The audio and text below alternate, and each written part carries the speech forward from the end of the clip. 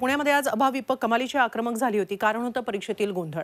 या परीक्षेतील गोंधळाविरोधात अभाविपनं आज सावित्रीबाई फुले पुणे विद्यापीठामध्ये पुंगी बजाव आंदोलन केलं. मोठ्या संख्येनं अभाविपच्या कार्यकर्त्यांनी विद्यापीठात धाव घेतली. कार्यकर्त्यांनी बॅरिकेड्स ढकलून विद्यापीठात प्रवेश केला. त्यानंतर विद्यापीठाच्या इमारतीच्या आवारात आंदोलकांनी पुंगी बजाव आंदोलन केलं. प्रकुलगुरूंनाही आंदोलक विद्यार्थ्यांनी काही काळ घेराव घातला.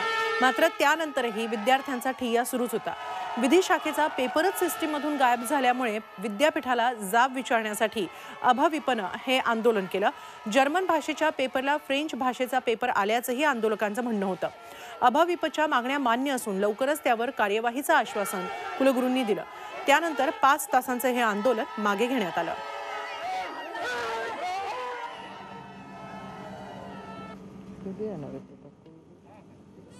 ज्या विद्यार्थ्यांना ज्या अडचणी आल्या त्या विद्यार्थ्यांचं मॅपिंग करून त्यांच्यासाठी पण 2, 3, 4ला पुन्हा परीक्षा ठेवते. त्यामुळे जे पहिल्यापासून मी सांगितले की कुठलाही विद्यार्थी परीक्षेविना या सिस्टीममधून बाहेर जाणार नाही. ज्यांनी ज्यांनी अप्लाय केलेलं आहे त्यांची सगळ्यांची परीक्षा होईल.